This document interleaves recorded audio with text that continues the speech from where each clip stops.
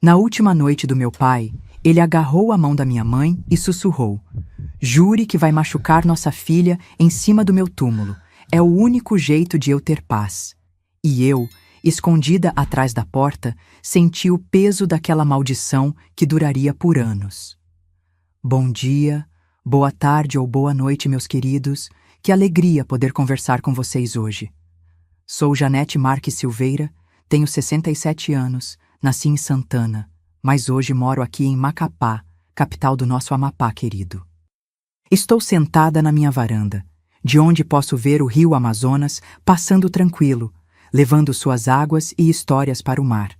Sempre gosto de começar meu dia aqui, sentindo a brisa fresca da manhã, enquanto preparo um chazinho de erva cidreira que cultivo no meu quintal. Hoje em dia, meu maior prazer é fazer minhas rendas de bilro. Aprendi esse ofício já depois dos 50 anos, imaginem só. Nunca é tarde para aprender algo novo, não é mesmo? Minhas mãos já não são tão firmes como antigamente, mas ainda conseguem criar pequenas obras que vendo na feirinha de artesanato aqui do bairro. As meninas mais jovens sempre me perguntam como consigo ter tanta paciência para entrelaçar os fios com aqueles bilros de madeira. E eu respondo que foi a vida que me ensinou a ter paciência, a esperar o tempo certo das coisas. Comecei com a renda depois que minha filha Iracema me deu de presente um kit completo. Ela disse: "Mamãe, a senhora precisa ocupar a mente com algo bonito." E ela tinha razão. Cada peça que faço leva um pedacinho da minha história, das minhas dores e também das minhas alegrias. É como se eu tecesse não só os fios, mas também os retalhos da minha própria vida. Minha casinha é simples, mas muito aconchegante. As paredes são de um amarelo clarinho que me lembra o sol nascendo. Tenho minhas plantas, meus santinhos na parede e fotos da família espalhadas pela sala. E meu cachorrinho Pingo, um vira-lata que adotei há 5 anos quando o encontrei abandonado na rua. Ele está aqui aos meus pés enquanto converso com vocês, dormindo tranquilo como se não houvesse amanhã. Sabe, quando olho pela janela e vejo as águas do rio, penso em como a vida é assim mesmo. Às vezes calma, às vezes agitada, mas sempre seguindo seu curso. E eu, como esse rio, também passei por muitas corredeiras, mas agora estou num momento mais sereno, graças a Deus. E vocês, minhas queridas e meus queridos que estão me assistindo agora, me contem aqui nos comentários. De qual cidadezinha vocês estão me assistindo? E em que horinha do dia vocês encontraram esse vídeo? Será que estão tomando um cafezinho de manhã cedo? Ou talvez descansando depois do almoço? Ou será que estão como eu, que gosto de assistir minhas coisinhas antes de dormir? Eu sempre leio todos os comentários e fico tão feliz em saber de onde vocês são e quando tiram um tempinho do dia para ouvir as histórias dessa vovó aqui. Me conta, viu? Vamos criar uma corrente de carinho. Hoje quero compartilhar com vocês uma história que guardei por muito tempo dentro do meu coração. Uma história sobre promessas, sobre dor, mas também sobre libertação. Sabem, meus queridos, às vezes precisamos falar sobre as coisas difíceis para que outras pessoas saibam que não estão sozinhas nesse mundo. E foi por isso que resolvi contar para vocês sobre o último pedido que meu pai fez antes de partir desse mundo.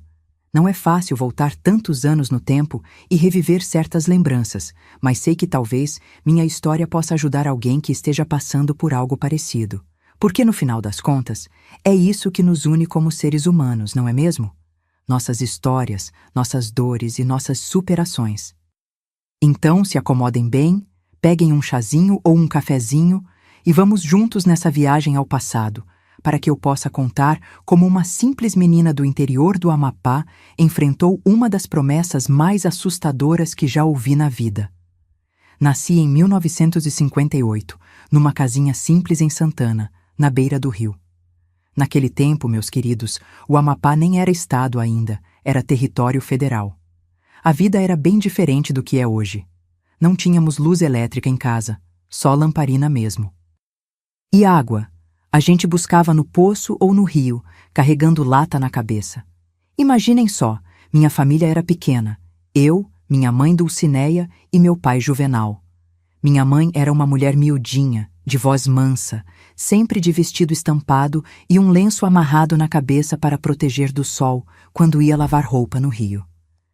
Tinha mãos pequenas, mas calejadas de tanto trabalhar.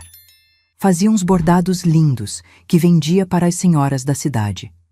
Foi com ela que aprendi o valor do trabalho silencioso, aquele que ninguém aplaude, mas que sustenta a casa. Meu pai era funcionário público, trabalhava no porto. Um homem alto, de sobrancelhas grossas que se juntavam no meio da testa quando estava bravo. E isso acontecia com frequência. Em Santana, todo mundo o respeitava, ou melhor dizendo, tinha medo dele. Na rua, era seu Juvenal. Cumprimentava todo mundo, sorria para as crianças, mas dentro de casa... dentro de casa era como se fosse outra pessoa. Nossa casa era de madeira, pintada de azul claro, com 3 cômodos apenas. A sala, que também era cozinha, o quarto dos meus pais e um pequeno quartinho onde eu dormia. O banheiro era uma casinha separada, no quintal. Tínhamos um terreno grande, com muitas árvores frutíferas. Mangueiras, jambeiros, cupuaçuzeiros e até um pequeno açaizal nos fundos. Era o meu lugar preferido para brincar, escondida entre as árvores, onde ninguém me achava. Na escola, eu era uma menina aplicada. Gostava muito de estudar, principalmente matemática. A professora Nazaré sempre dizia que eu tinha facilidade com os números. Lembro dela com carinho, uma senhora de óculos grossos e cabelo preso num coque apertado, que cheirava a alfazema. Foi ela quem primeiro disse que eu poderia ser alguém na vida, que eu deveria continuar estudando. Quando chegava da escola, eu corria para mostrar meus cadernos para minha mãe. Ela sempre sorria, passava a mão na minha cabeça e dizia: "Que bonito, filha, você vai longe." Mas quando meu pai chegava e via meu entusiasmo com os estudos, franzia aquelas sobrancelhas e resmungava: "De que adianta tanto estudo para a menina? No final vai casar e cuidar de casa mesmo." As palavras dele me machucavam por dentro, mas eu continuava estudando escondido, à luz da lamparina, depois que todos dormiam. Tinha um sonho guardado no coração. Queria ser professora, como a dona Nazaré. Queria ensinar outras crianças, especialmente meninas, a sonhar com um futuro diferente. As brincadeiras da minha infância eram simples: pular corda, brincar de casinha com bonecas de pano que minha mãe fazia, jogar peteca com as crianças da vizinhança. Minha melhor amiga era a Neuza, filha da vizinha Dona Sebastiana. Nós duas éramos inseparáveis. Ela tinha uma risada tão gostosa que contagiava todo mundo. Nos fins de semana, brincávamos de escolinha e eu sempre era a professora, claro. Na época de açaí, a gente ajudava na colheita. As crianças ficavam embaixo enquanto os homens subiam nos açaizeiros. Era uma festa. Depois, ajudávamos a debulhar e amassar os caroços para fazer o vinho de açaí. Ninguém usava máquina, era tudo na mão mesmo. Minhas mãos ficavam roxas e a língua também. A gente tomava com farinha d'água, do jeito tradicional daqui do norte. Mas nem tudo eram flores na minha infância. Quando meu pai bebia, e isso acontecia quase todo fim de semana, a casa virava um inferno. Ele chegava cambaleando, os olhos vermelhos, o hálito de cachaça que se sentia de longe. Qualquer coisa virava motivo para gritar com minha mãe. Ela abaixava a cabeça e aceitava tudo calada, como se fosse normal, como se merecesse. Eu me escondia debaixo da cama, tapava os ouvidos, mas ainda assim ouvia os gritos, o som dos tapas, o choro contido da minha mãe. Na manhã seguinte, era como se nada tivesse acontecido. Minha mãe preparava o café, servia meu pai que comia em silêncio e depois saía para o trabalho. As marcas roxas nos braços dela eram cobertas pelas mangas compridas, mesmo no calor forte de Santana. E assim, seguia a vida, num ciclo que parecia não ter fim. Quando eu tinha uns 10 anos, aconteceu algo que mudou o rumo da nossa família. Meu pai adoeceu. No começo, eram só umas dores de estômago que ele disfarçava. Depois, começou a emagrecer, a pele ficou amarelada e ele passou a faltar ao trabalho. O médico do posto de saúde disse que era problema no fígado e que ele precisava ir para Belém fazer exames. Lembro da preocupação no rosto da minha mãe, não pelo amor que sentia, mas pelo medo do que seria de nós sem o dinheiro que ele trazia. Foram meses de idas e vindas a Belém. A situação foi piorando, e com ela, o temperamento do meu pai. A doença não o amoleceu. Pelo contrário, parecia ter despertado um lado ainda mais cruel. Ele culpava minha mãe pela doença, dizia que era a comida dela que tinha estragado seu fígado. Culpava até a mim, dizendo que eu dava muito trabalho, que os estudos custavam caro. Naquela época, eu comecei a sentir um peso constante no peito, uma tristeza que não passava, uma vontade de sumir. Foi nessa época que conheci a Dona Cleide, uma senhora que vendia ervas medicinais na feira. Ela via meu olhar triste quando eu ia comprar as ervas que o médico tinha receitado para meu pai, e sempre separava um pouquinho de erva cidreira para mim. É bom para acalmar o coração aflito, ela dizia. E foi ela quem me ensinou a fazer chá e a reconhecer as plantas que curam. Foi um conhecimento que levei para a vida toda. No fim de 1970, quando eu tinha 12 anos, os médicos disseram que não havia mais o que fazer. Meu pai voltou para casa para seus últimos dias. A casa, que já era um lugar pesado, tornou-se ainda mais sombria. O cheiro de remédios se misturava com o de doença. Minha mãe virou enfermeira, trocando curativos, dando remédios, limpando o quarto que agora cheirava a mofo e a algo mais, algo que só depois entendi ser o cheiro da morte se aproximando. Eu tentava ajudar como podia, mas meu pai não queria me ver por perto. Vai estudar, menina. Não serve nem para cuidar do pai doente. Ele dizia com a voz cada vez mais fraca, mas ainda capaz de ferir. E assim, entre a escola e a casa cada vez mais triste, eu fui entrando na adolescência, carregando um peso que criança nenhuma deveria carregar. Lembro como se fosse ontem daqueles últimos meses de 1970. A situação do meu pai foi piorando rapidamente. Os médicos de Belém já tinham dito que não havia mais o que fazer, e ele estava de volta em casa, definhando dia após dia. O quarto dele tinha se transformado num lugar sombrio, com cheiro de remédios e sofrimento. As cortinas sempre fechadas deixavam o ambiente na penumbra, mesmo durante o dia. Tinha acabado de completar 13 anos, quando a situação em casa ficou realmente insuportável. Apesar da doença avançada, meu pai não tinha perdido a capacidade de ser cruel. Na verdade, parecia que a proximidade da morte o tinha deixado ainda mais amargo, como se culpasse o mundo inteiro pelo seu destino. E nós, sua família, éramos os alvos mais próximos da sua raiva. Dulcineia, vem cá, mulher inútil! Ele gritava do quarto, mesmo quando mal tinha forças para levantar a cabeça do travesseiro. E minha mãe corria, sempre solícita, sempre temerosa.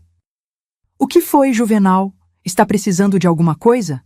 Essa comida tá uma porcaria. Nem na hora de morrer você consegue fazer algo que preste? Ele cuspia as palavras com ódio, enquanto minha mãe recolhia o prato quase intocado, os olhos marejados, mas sem derramar uma lágrima na frente dele. Eu observava tudo da porta, sentindo um nó na garganta. Queria defender minha mãe, dizer que ela estava fazendo o possível, que ela passava noites em claro cuidando dele, que suas mãos estavam rachadas de tanto trabalhar. Mas as palavras ficavam presas, o medo era maior que a coragem. Na escola, meu rendimento começou a cair. Não conseguia mais me concentrar nas aulas, minha cabeça estava sempre em casa, preocupada com o que estaria acontecendo. A professora Nazaré percebeu a mudança e, um dia, me chamou para conversar depois da aula. O que está acontecendo, Janete? Você sempre foi uma das melhores alunas, mas ultimamente parece que sua cabeça está em outro lugar. Tentei disfarçar, dizer que estava tudo bem, mas Dona Nazaré tinha olhos que pareciam enxergar através das mentiras. Sentei num canto da sala vazia e, pela primeira vez, desabei. Contei sobre a doença do meu pai, sobre como ele tratava minha mãe, sobre o medo constante que sentíamos em casa. Contei que às vezes desejava que tudo acabasse logo e depois me sentia culpada por pensar assim. Dona Nazaré me ouviu em silêncio, seus olhos cheios de compaixão. Quando terminei, ela segurou minhas mãos e disse algo que nunca esqueci. Janete, existem pessoas que a doença amolece o coração, e existem aquelas que a doença endurece ainda mais. Não é culpa sua, nem da sua mãe. Vocês estão fazendo o melhor que podem numa situação difícil. Suas palavras foram como um bálsamo para minha alma atormentada.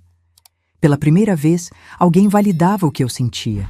Alguém entendia o que estávamos passando. Dona Nazaré me emprestou alguns livros e disse que quando a vida em casa estivesse muito difícil, eu poderia me refugiar nas histórias. Os livros são portais para outros mundos, Janete. Quando a realidade for dura demais, você sempre pode escapar por algumas horas. E foi o que fiz. Comecei a ler com avidez, escondida debaixo das cobertas com uma lanterna, depois que todos dormiam.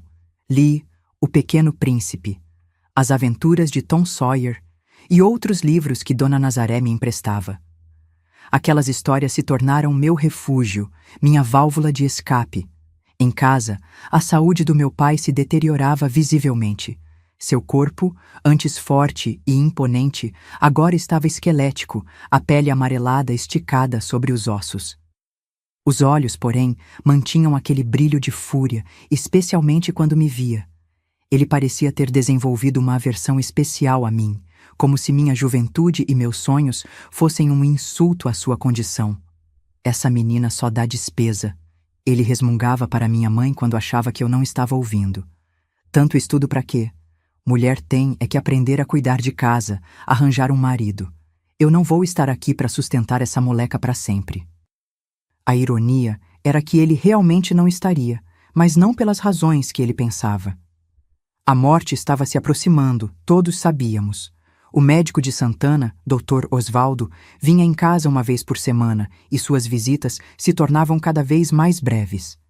Não havia mais o que fazer além de administrar morfina para aliviar a dor. Foi numa dessas visitas que percebi algo estranho. O doutor tinha acabado de sair e eu estava na cozinha ajudando minha mãe a lavar os pratos quando ouvi meu pai chamando-a. Sua voz estava diferente. Não era o grito habitual, mas algo quase conspiratório. Dulcineia, vem cá. Preciso te falar uma coisa. Minha mãe secou as mãos no avental e foi até o quarto. Movida pela curiosidade, segui silenciosamente e parei junto à porta entreaberta, onde podia ouvir sem ser vista. A menina vai ter que ajudar a pagar o funeral, meu pai dizia em voz baixa. Não quero ser enterrado como indigente. Mas, Juvenal, como ela vai ajudar? Ela só tem 13 anos, minha mãe respondeu, a voz trêmula. Tem o Ademar, lá do Porto. Ele sempre achou a menina bonita. Disse que pagaria bem para... Você sabe. Senti um arrepio gelado percorrer minha espinha. Não entendia completamente o que meu pai estava sugerindo, mas sabia que era algo terrível. Não, Juvenal. Ela é só uma criança, pelo amor de Deus. Pela primeira vez, ouvi minha mãe se opor a ele, ainda que em voz baixa e assustada. Criança? Já é uma mocinha, já tem corpo de mulher. E vai precisar aprender a se virar depois que eu for. Melhor começar logo. Recuei horrorizada, meu coração batendo tão forte que tinha certeza que eles poderiam ouvir. Corri para o quintal e me escondi entre as mangueiras, tentando processar o que havia acabado de ouvir. Meu próprio pai estava sugerindo. Não podia ser verdade. Devia ter entendido errado. Mas nas semanas seguintes, notei o tal Ademar, um homem gordo de bigode espesso que trabalhava com meu pai no porto, aparecendo em casa com mais frequência. Ele trazia mantimentos, remédios, às vezes até um pouco de dinheiro, e olhava para mim de um jeito que me fazia sentir suja, mesmo vestida.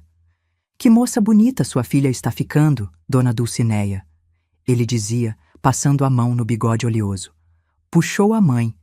Eu evitava ficar em casa quando ele vinha. Inventava desculpas, dizia que precisava estudar na casa da Neuza, qualquer coisa para não estar presente.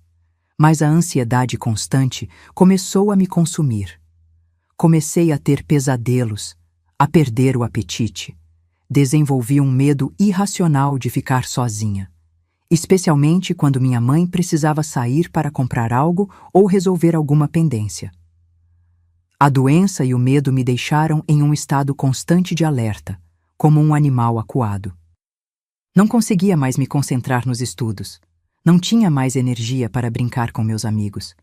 Era como se uma nuvem escura pairasse sobre mim, roubando toda a alegria e a luz da minha vida. E o pior era que não tinha com quem conversar sobre isso. Minha mãe estava sempre ocupada cuidando do meu pai, e eu não queria sobrecarregá-la com meus medos, especialmente porque suspeitava que ela também temia o mesmo que eu. Janeiro de 1971 chegou com chuvas fortes, típicas do inverno amazônico. A água caía em cortinas densas, transformando as ruas de terra de Santana em lamaçais intransitáveis. O som constante da chuva no telhado de zinco da nossa casa se misturava com a respiração cada vez mais difícil do meu pai. Os médicos tinham dito que era questão de dias. Nossa casa se tornou ainda mais isolada por causa das chuvas. Poucos visitantes se arriscavam a enfrentar a lama e os alagamentos para chegar até nós. Apenas o Dr. Osvaldo e o Ademar apareciam com regularidade. O doutor, por dever de ofício. Ademar, por interesses que me causavam arrepios. A presença constante daquele homem se tornou um tormento. Ele aparecia sem avisar, geralmente quando minha mãe estava ocupada com meu pai. Sentava-se na sala, pernas abertas ocupando espaço, olhos pequenos e úmidos me seguindo onde quer que eu fosse. "Vem cá, Janetinha", ele chamava, dando tapinhas no joelho como quem chama um cachorro. "Vem conversar com o tio Ademar." Eu inventava desculpas, dizia que precisava ajudar minha mãe, que tinha lição de casa para fazer, mas nem sempre conseguia escapar. Às vezes, ele me encurralava na cozinha ou no corredor estreito que levava aos quartos. "Seu pai me contou que você precisa ajudar com as despesas", ele sussurrava, seu hálito de cachaça e tabaco me deixando enjoada. "Eu posso ajudar vocês, sabia? Tenho um dinheirinho guardado." Suas mãos, grossas e calejadas pelo trabalho no porto, tentavam tocar meu rosto, meus cabelos. Eu me esquivava como podia, o coração disparado, uma sensação de náusea subindo pela garganta. Numa tarde particularmente chuvosa, quando minha mãe tinha ido à farmácia buscar mais morfina para meu pai, Ademar apareceu. Eu estava sozinha com meu pai, que dormia sob efeito dos medicamentos. Tentei não atender a porta, fingir que não havia ninguém em casa, mas ele continuou batendo, cada vez mais forte. "Sei que você tá aí dentro, menina. Abre essa porta." Com medo de que o barulho acordasse meu pai e piorasse seu estado, acabei abrindo. Ademar entrou sacudindo o chapéu molhado, respingando água pelo chão limpo. "Sua mãe não está?" perguntou, olhando ao redor com seus olhos pequenos e astutos. "Foi à farmácia, já deve estar voltando", respondi mantendo distância, as mãos apertando nervosamente o avental que usava. "Melhor assim", ele sorriu, revelando dentes amarelados pelo fumo. "Podemos conversar em particular." Dei um passo para trás, sentindo a parede fria contra minhas costas. Não havia para onde fugir. Ademar se aproximou, seu corpo bloqueando qualquer rota de escape. "Seu pai me disse que você vai ajudar a pagar o funeral dele", ele disse, a voz baixa e rouca. "Sabe como vai fazer isso?" Antes que pudesse responder, ouvimos um barulho vindo do quarto do meu pai. Um gemido, seguido de uma tosse seca. Ademar recuou, contrariado pela interrupção. "Vou ver o que ele precisa", disse rapidamente, aproveitando a oportunidade para escapar. Meu pai estava acordado, os olhos amarelados fixos no teto. Quando me viu, fez um gesto para que me aproximasse. "Quem está aí?" perguntou, a voz quase inaudível. "É o Ademar, pai. Veio ver como o senhor está." Um sorriso estranho se formou em seus lábios ressecados. "Chama ele aqui. E sua mãe? Cadê?" "Foi buscar seus remédios. Já deve estar voltando." Relutante, chamei Ademar para o quarto. Ele entrou, tirando o chapéu em um gesto de falso respeito. Os dois homens trocaram olhares, uma comunicação silenciosa que não consegui decifrar, mas que fez meu estômago revirar de apreensão. "Como está, compadre? Ademar perguntou, aproximando-se da cama. Morrendo, meu pai respondeu secamente. Mas antes de ir, precisamos acertar aquele assunto. Ademar assentiu, lançando-me um olhar de soslaio. Tudo certo, compadre? Eu vou cuidar de tudo. Sua família não vai passar necessidade. A forma como ele disse, cuidar, fez meu sangue gelar. Havia algo predatório em seu tom, em seu olhar. Meu pai fez um gesto para que eu saísse do quarto e obedeci, aliviada por me afastar deles, mas aterrorizada pelo que estariam combinando. Fiquei na cozinha, fingindo organizar os pratos, mas com os ouvidos atentos. As vozes eram baixas demais para que eu entendesse o que diziam, mas o tom conspiratório era evidente. Alguns minutos depois, Ademar saiu do quarto, ajustando o cinto da calça com um ar satisfeito. Seu pai quer falar com você, ele disse, passando por mim e tocando meu braço de um jeito que me fez querer correr para o rio e me lavar. Vou esperar sua mãe voltar. Entrei no quarto com o coração aos pulos. Meu pai estava mais agitado, tentando se sentar na cama, o esforço deixando sua respiração ainda mais laboriosa. Vem cá, ele ordenou, apontando para a beira da cama. Aproximei-me com cautela, mantendo alguma distância. Mesmo debilitado pela doença, meu pai ainda me aterrorizava. Você já é uma moça, ele começou, os olhos percorrendo meu corpo de uma forma que me fez sentir exposta, vulnerável. E logo vou morrer. Sua mãe não tem como sustentar vocês duas sozinha. Fiquei em silêncio, o nó na garganta impedindo qualquer resposta. O Ademar é um homem bom, tem um dinheirinho guardado. Ele vai ajudar vocês, mas precisa de um agradecimento. Ele tossiu, um som áspero que pareceu rasgar seu peito. Você entende o que estou dizendo? Entendi perfeitamente, e o horror daquela proposta me deixou paralisada. Meu próprio pai estava me oferecendo como uma mercadoria para aquele homem que me causava tanto nojo e medo. Pai, eu não posso. Balbuciei, as lágrimas embaçando minha visão. Sua expressão mudou instantaneamente. A máscara de falsa preocupação deu lugar à raiva familiar. Não pode? E quem disse que você tem escolha? Acha que eu trabalhei a vida toda para ser enterrado como um cachorro? O Ademar vai pagar um bom caixão, uma boa cerimônia e vai cuidar de vocês depois. É o mínimo que você pode fazer pelo seu pai. Suas palavras me atingiram como bofetadas. Recuei, trêmula, incapaz de acreditar no que estava ouvindo. Naquele momento, a porta da frente se abriu e ouvi a voz da minha mãe chamando. Nunca senti tanto alívio em toda a minha vida. Não conta nada para ela, meu pai ameaçou em voz baixa. Ela não precisa saber dos detalhes, só precisa aceitar a ajuda do Ademar. Saí do quarto atordoada, as pernas bambas, a mente em turbilhão. Minha mãe estava na cozinha, guardando os remédios que tinha trazido. Ademar conversava com ela, seu tom falsamente solícito. Dona Dulcineia, não se preocupe com nada. Depois que o compadre partir, eu vou cuidar de tudo. Do enterro, das despesas, de vocês duas. Vi o olhar de desconfiança que minha mãe lançou a ele. Uma centelha de resistência que raramente demonstrava. É muita gentileza sua, seu Ademar, mas nós vamos nos virar. Sua filha e eu já conversamos. Ele insistiu, olhando para mim com um sorriso que fez meu estômago revirar. Não é mesmo, Janetinha? Não consegui responder. O pânico fechou minha garganta e senti a sala girar ao meu redor. Antes que alguém pudesse dizer mais alguma coisa, corri para fora, para a chuva forte, preferindo me encharcar a ficar mais um minuto naquela casa com aqueles homens. Corri até não poder mais, os pés afundando na lama, a chuva misturando-se às lágrimas no meu rosto. Acabei chegando à casa da Dona Cleide, a senhora das ervas. Ela me viu pela janela e abriu a porta, alarmada com meu estado. Menina de Deus, o que aconteceu? Entra, vem se secar. Entre soluços, contei o que havia acontecido, o que meu pai e Ademar estavam planejando. Dona Cleide me ouviu em silêncio, seu rosto enrugado se contraindo de indignação.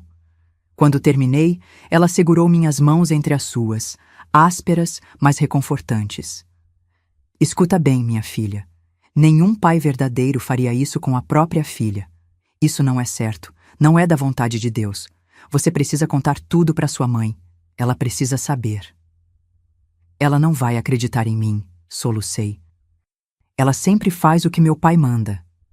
Então você precisa ser forte por vocês duas, Dona Cleide disse firmemente. Enquanto seu pai estiver vivo, não fique sozinha com ele nem com esse tal de Ademar. E depois vocês precisam sair daqui, ir para longe. Suas palavras plantaram uma semente em minha mente. A ideia de fugir, de escapar daquele pesadelo, começou a ganhar forma. Mas como? Para onde iríamos? E como convencer minha mãe a abandonar tudo o que conhecia? A resposta viria mais cedo do que eu imaginava e de uma forma que nunca poderia prever. A semana que se seguiu à minha fuga para a casa de Dona Cleide foi a mais tensa da minha vida. Voltei para casa apenas porque não tinha para onde ir, mas alguma coisa havia mudado. Pela primeira vez, vi minha mãe confrontar meu pai, ainda que timidamente. Isso não está certo, Juvenal, ela disse em voz baixa, quando achou que eu não estava ouvindo. Ela é só uma menina, nossa filha. Cala a boca, mulher. Eu sei o que é melhor para essa família. Quando eu morrer, quem vai cuidar de vocês? O Ademar tem condições, tem casa própria. Eu me mantinha o mais longe possível de casa, passando a maior parte do tempo na escola ou na casa de Dona Cleide, que havia se tornado o meu refúgio. Foi ela quem me aconselhou a nunca ficar sozinha, nem por um minuto. Leva essa faquinha na cintura, escondida, ela me disse um dia, entregando-me uma pequena faca de cozinha. Não é para usar, é só para te dar coragem.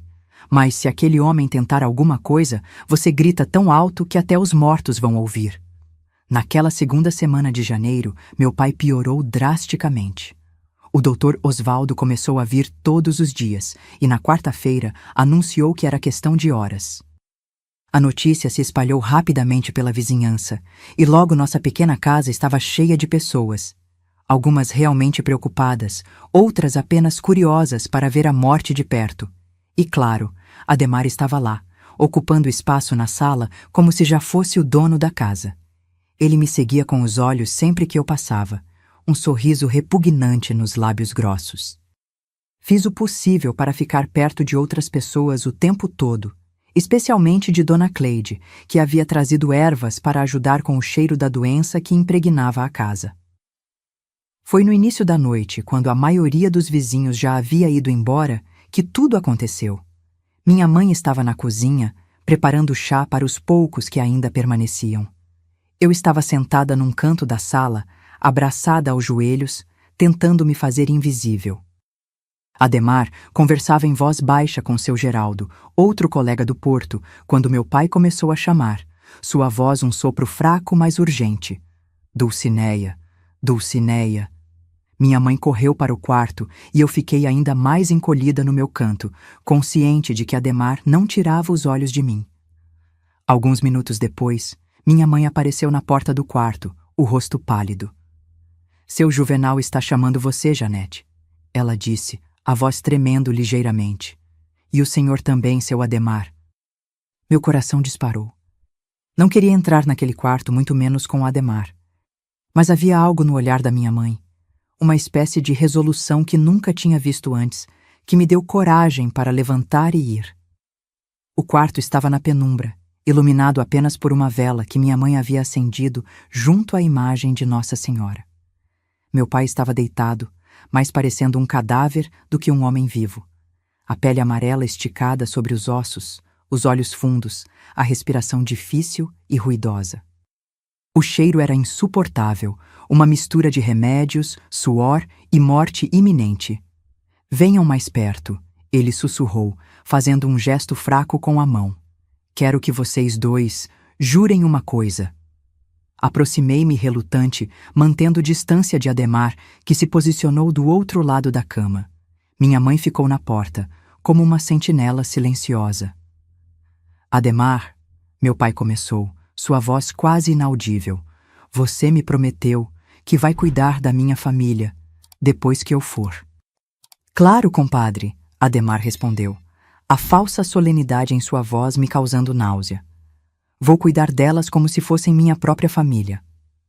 A maneira como ele disse aquilo, olhando para mim com aqueles olhos pequenos e gulosos, fez meu estômago revirar. Apertei a pequena faca escondida na cintura do meu vestido, sentindo o cabo frio contra minha pele. E você, Janete? Meu pai continuou, virando o rosto amarelado para mim. Quero que você jure que vai obedecer sua mãe. E o Ademar depois que eu for, que vai fazer o que for preciso para ajudar a família. Fiquei em silêncio, incapaz de responder. Como poderia prometer tal coisa? Como poderia entregar-me voluntariamente ao homem que me causava tanto medo e repulsa? Jura, menina? A voz do meu pai ganhou força repentinamente, assustando-me. Jura que vai fazer o que o Ademar mandar? Foi nesse momento que algo inesperado aconteceu. Minha mãe, que sempre foi tão submissa, tão silenciosa, deu um passo à frente. Não, Juvenal, ela disse, a voz firme apesar do leve tremor. Nossa filha não vai jurar nada disso. Meu pai virou o rosto para ela, surpreso com a ousadia inédita. O quê? O que você disse, mulher? Eu disse não, minha mãe repetiu, agora avançando para dentro do quarto. Eu sei o que você e Ademar estão planejando. Ouvi vocês dois conversando, e não vou permitir. A expressão de Ademar mudou instantaneamente. O sorriso afável deu lugar a uma máscara de raiva. Dona Dulcineia, não se meta nisso, é assunto entre homens. Assunto entre homens? Minha mãe repetiu, e pela primeira vez na vida vi fúria em seus olhos mansos. Estão falando da minha filha de 13 anos.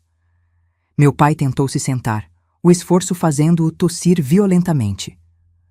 Cala a boca, mulher. Você não sabe de nada. Sei sim, Juvenal. Sei que você quer vender nossa filha para esse homem, em troca de um caixão e algumas moedas. Sei que vocês dois planejaram isso há semanas, às minhas costas. Mas acabou. Nem que seja a última coisa que eu faça nessa vida. Não vou deixar isso acontecer. O quarto ficou em silêncio por um momento, quebrado apenas pela respiração laboriosa do meu pai. Então, Ademar deu a volta na cama, aproximando-se da minha mãe com os punhos cerrados. A senhora vai se arrepender disso, dona Dulcineia. Quando seu marido morrer, quem vai pagar as contas? Quem vai dar comida para vocês? Acha que vai conseguir sustentar a casa lavando roupa para fora? Foi então que eu vi, pela primeira vez na vida, minha mãe enfrentar um homem de igual para igual. Ela não recuou 1 centímetro, apesar de ser pelo menos uma cabeça mais baixa que Ademar. Prefiro passar fome a ver minha filha nas suas mãos, seu Ademar. Prefiro trabalhar até morrer a vender a alma da minha filha. Agora, saia da minha casa. Saia e não volte mais. O rosto de Ademar se contorceu de fúria. Por um segundo terrível, pensei que ele fosse bater na minha mãe ali mesmo, na frente do meu pai moribundo. Em vez disso, ele deu um passo para trás, apontando o dedo gordo na direção dela. Você vai se arrepender disso, mulher. Os dois vão. Eu tenho amigos no porto, tenho amigos na polícia. Vocês não vão conseguir trabalho em lugar nenhum nessa cidade. Vão morrer de fome, as duas. Isso é com Deus, seu Ademar, minha mãe respondeu calmamente. Agora, por favor, saia da minha casa. Meu marido está morrendo e merece paz nos seus últimos momentos. Ademar saiu pisando duro, não sem antes lançar um último olhar ameaçador na minha direção. Quando ouvimos a porta da frente bater, minha mãe se virou para meu pai, que assistia a tudo com olhos arregalados de surpresa e fúria impotente. Como você ousa? Ele começou, mas um novo acesso de tosse o interrompeu. Minha mãe se aproximou da cama, não mais a esposa submissa, mas uma mulher determinada a proteger sua filha. Juvenal, você pode me odiar pelo resto da sua vida, o que não será muito tempo, pelo que vejo. Mas não vou deixar você fazer isso com nossa filha. Não vou deixar você continuar me controlando do outro lado da vida. Então, virando-se para mim, ela disse com uma calma que nunca tinha visto antes: Janete, vai para a casa da Dona Cleide agora. Fica lá até eu te chamar. Obedeci imediatamente, correndo pela noite escura até a casa da velha senhora das ervas. Passei a noite lá, deitada numa esteira, incapaz de dormir, pensando no confronto que havia presenciado e no que viria depois. Na manhã seguinte, Dona Cleide me acordou com a notícia. Seu pai faleceu durante a madrugada, minha filha. Sua mãe veio avisar. Ela disse para você ficar aqui mais um pouco, até ela resolver umas coisas. Fiquei na casa de Dona Cleide por 2 dias. No terceiro dia, minha mãe veio me buscar, os olhos vermelhos de choro, mas com uma resolução nova no rosto. Seu pai foi enterrado ontem, ela me disse simplesmente. Poucos vizinhos apareceram. O Ademar não foi. E agora, mãe? O que vai ser da gente? Perguntei, o medo do futuro apertando meu peito. Ela pegou minhas mãos entre as suas, olhando-me diretamente nos olhos. Agora, minha filha, vamos embora daqui. Longe, onde ninguém nos conheça, onde possamos recomeçar. Dona Cleide falou de uma conhecida dela em Macapá que pode nos ajudar a encontrar trabalho. É do outro lado do país, mas quanto mais longe, melhor. Algo dentro de mim se quebrou e se refez naquele momento. O alívio de saber que não seria entregue a Ademar, a tristeza pela morte do meu pai, apesar de tudo, ainda meu pai. O medo do desconhecido, a esperança de uma vida nova. Abracei minha mãe, chorando todas as lágrimas que havia reprimido por tanto tempo. Vai dar certo, mãe, sussurrei entre soluços. A gente vai conseguir. Saímos de Santana numa manhã de fevereiro de 1971, quando as chuvas tinham dado uma trégua. Levávamos apenas uma mala de papelão com nossas roupas e alguns poucos pertences pessoais. O resto ficou para trás, vendido a preços baixos ou simplesmente abandonado. Minha mãe conseguiu juntar algum dinheiro vendendo os móveis da casa e os utensílios de cozinha. Não era muito, mas daria para os primeiros tempos em Macapá. Dona Cleide nos acompanhou até o porto, onde pegaríamos a embarcação que nos levaria à capital. Era uma pequena lancha que fazia o trajeto diariamente, levando passageiros e mercadorias rio acima. Antes de nos despedirmos, a velha senhora das ervas me puxou para um canto e colocou um pequeno embrulho em minhas mãos. É um patuá de proteção, minha filha, ela explicou em voz baixa. Tem ervas de limpeza, de proteção e de abertura de caminhos. Leva sempre contigo, vai te ajudar na nova vida. Agradeci emocionada, guardando o amuleto no bolso do vestido.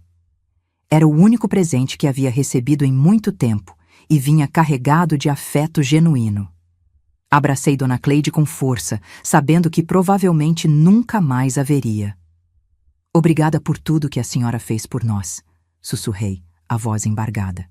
Vai com Deus, menina. E lembra, nunca mais deixe ninguém te diminuir. Você tem força dentro de você, mais do que imagina. A viagem até Macapá durou cerca de 2 horas. Sentei-me na beira da embarcação, observando as margens do rio passarem lentamente. As águas barrentas do Amazonas carregavam troncos e folhas, seguindo seu curso inevitável até o oceano. Pensei em como nossas vidas eram assim também, levadas pela correnteza dos acontecimentos, às vezes lutando contra a maré, às vezes deixando-se levar. Minha mãe permaneceu em silêncio durante quase toda a viagem, os olhos fixos no horizonte, as mãos nervosamente agarradas à alça da mala. Só quando avistamos os primeiros sinais de Macapá, ela se virou para mim com um sorriso cansado. Vamos começar de novo, filha. Só nós duas. Chegamos a Macapá sem conhecer ninguém, além do nome que Dona Cleide nos havia dado.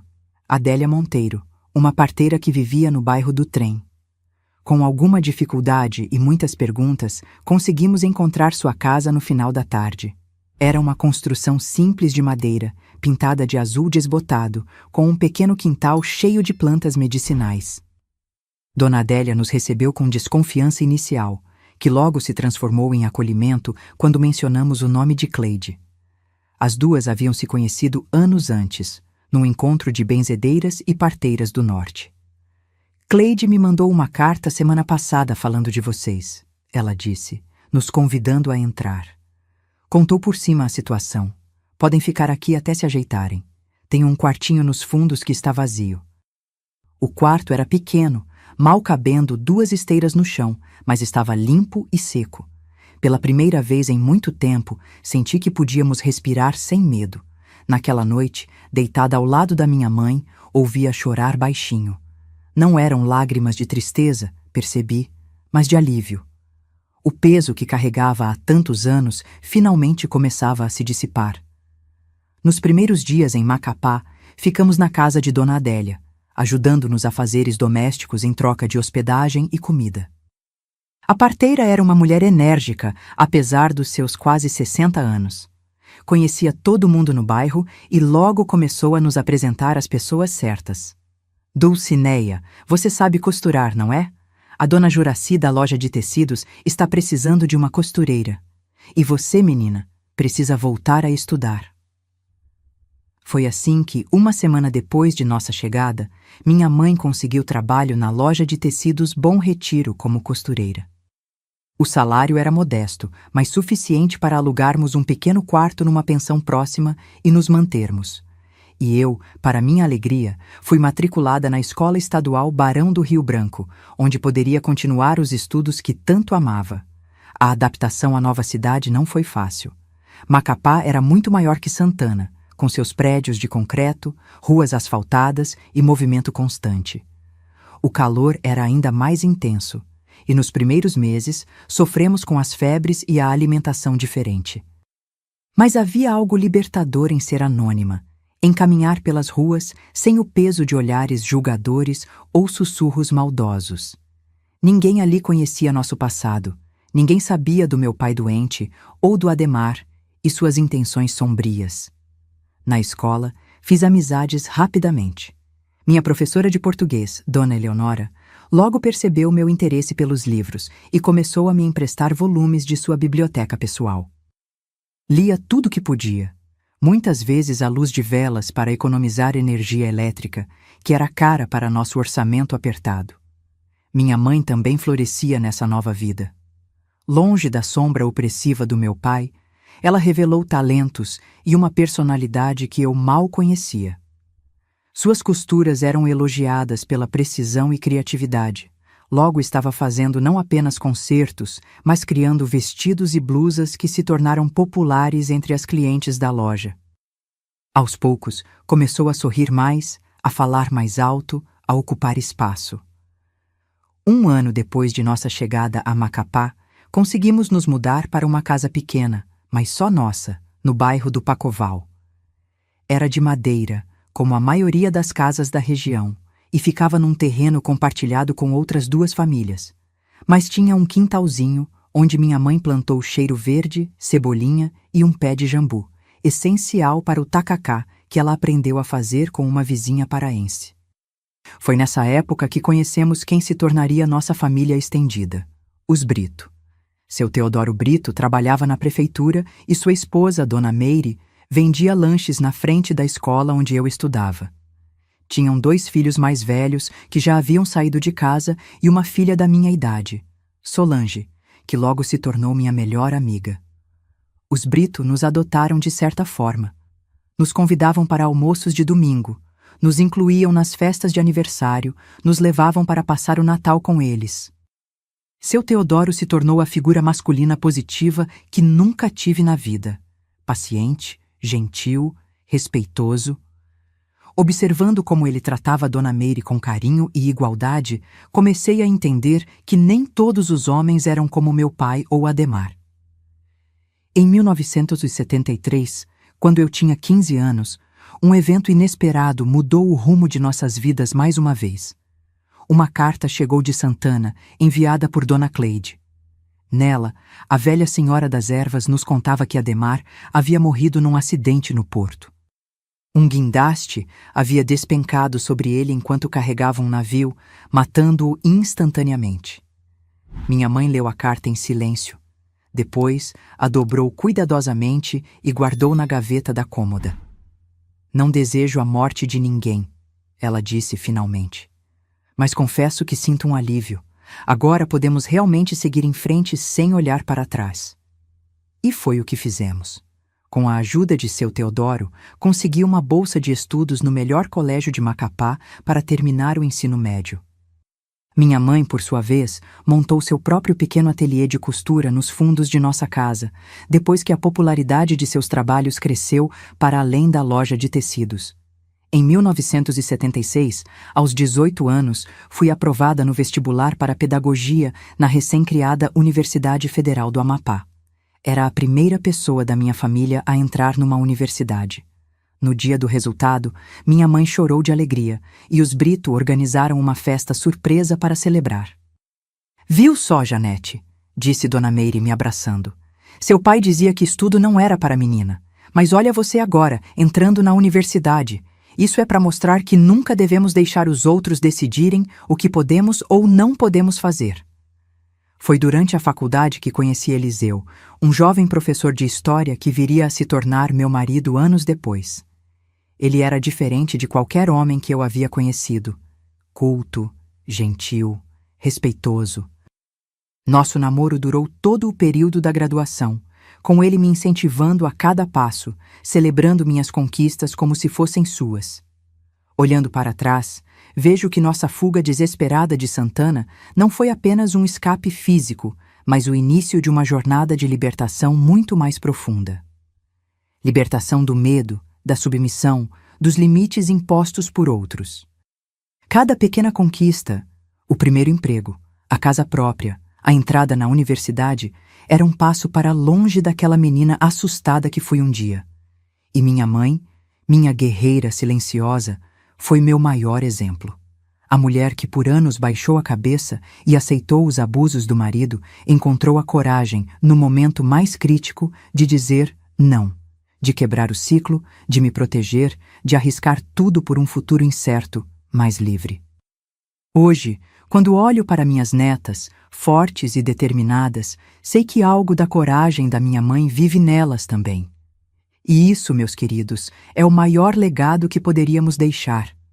A certeza de que sempre podemos recomeçar, sempre podemos dizer não ao que nos diminui, sempre podemos escolher um caminho diferente. Hoje, aos 67 anos, minha vida em Macapá é tranquila e cheia de bênçãos. Moro na mesma casa do bairro do Pacoval, mas agora reformada e ampliada, com uma varanda espaçosa de onde observo o movimento da rua e o pôr do sol sobre os telhados vizinhos. Os anos foram gentis comigo, e apesar das rugas e dos cabelos brancos, me sinto mais viva e plena do que jamais imaginei possível naqueles dias sombrios da minha juventude. Eliseu e eu nos casamos em 1980, depois que me formei em pedagogia. Ele sempre foi um companheiro no sentido mais verdadeiro da palavra, dividindo as responsabilidades da casa, me apoiando em minhas decisões, me tratando como igual. Construímos juntos uma vida baseada no respeito mútuo, algo que eu nem sabia ser possível depois de crescer vendo a relação dos meus pais. Nossa filha, Cleide, nasceu em 1982, nomeada em homenagem àquela senhora das ervas que mudou nosso destino. Hoje ela é médica pediatra, formada pela Universidade Federal do Pará. Casou-se com Maurício, um engenheiro florestal, e me deram 2 netinhos que são a luz dos meus dias. Marina, de 12 anos, e Lucas, de 8. Minha mãe, Dulcineia, viveu conosco até seu falecimento em 2010, aos 82 anos. Nos últimos anos de vida, ela se tornou uma pessoa completamente diferente daquela mulher submissa que conheci na infância. Era alegre, falante, adorava participar das festas comunitárias e passou seus conhecimentos de costura para muitas jovens do bairro. Morreu tranquila, cercada de amor, tendo conhecido sua bisneta Marina. Meus dias agora são ocupados com pequenos prazeres. Pela manhã, faço meu artesanato de renda de bilro, arte que aprendi com uma senhora cearense que se mudou para nossa rua há uns 15 anos. Às tardes, muitas vezes recebo meus netos depois da escola. Ensino a eles não apenas as matérias escolares, afinal fui professora por 35 anos antes de me aposentar, mas principalmente valores e histórias da nossa família e da nossa região. Com Marina, minha netinha esperta e curiosa, compartilho histórias sobre mulheres fortes que conheci, incluindo versões suavizadas da história da bisavó dela. Quero que ela cresça sabendo que tem direito a ser respeitada, que pode escolher seu próprio caminho, que sua voz importa. Com Lucas, tão sensível e gentil, cultivo essas mesmas qualidades. Vejo nele a chance de ajudar a criar um homem diferente daqueles que marcaram tão negativamente minha infância. Nos fins de semana, nossa casa se enche de vozes e risadas. Cleide e Maurício vêm almoçar, às vezes trazem amigos. Eliseu, mesmo aos 72 anos, ainda faz questão de preparar o peixe no tucupi, sua especialidade. Tenho amigos queridos, como Dona Solange, minha amiga desde a adolescência, e seu marido, seu Raimundo. Juntos, jogamos dominó na varanda, enquanto relembramos histórias de outros tempos. Sou grata por cada dia que amanhece. Quando acordo e vejo o sol entrando pela janela, penso na menina assustada que fui um dia naquela casa sombria em Santana, e mal acredito na transformação. A dor não desapareceu completamente. Certas feridas nunca cicatrizam totalmente, mas aprendi a conviver com ela, a integrá-la como parte da minha história sem deixar que me defina. Algumas noites ainda acordo sobressaltada, com o coração batendo forte, fragmentos de pesadelos escapando pela fresta da consciência. Nos dias de tempestade, quando os trovões são muito fortes, ainda me encolho instintivamente. Um reflexo daqueles dias em que me escondia dos gritos do meu pai.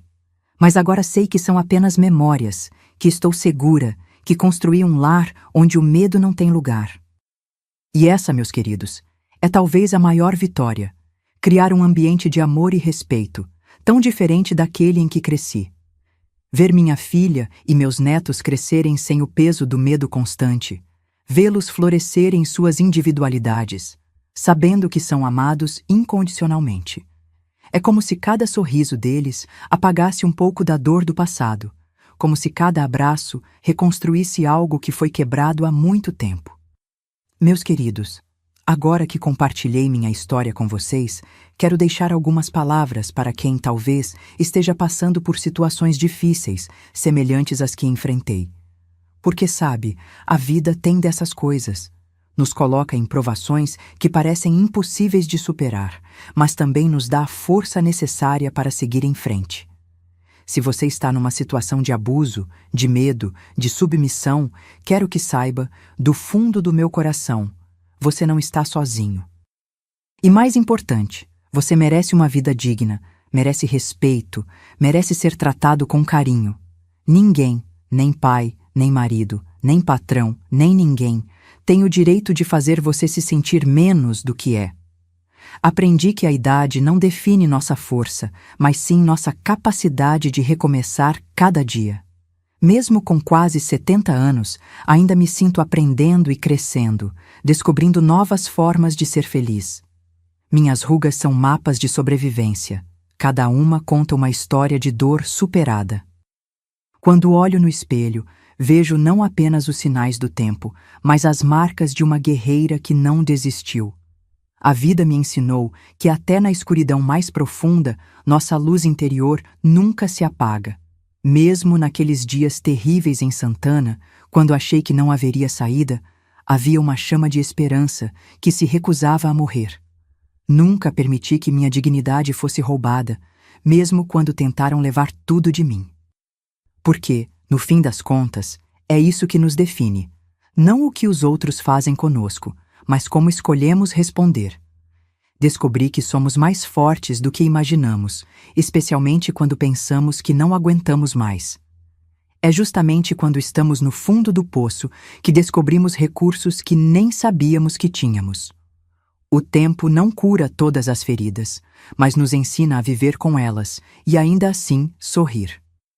Ainda hoje, certas lembranças doem, certos barulhos me assustam, mas aprendi a não deixar que o passado roube meu presente.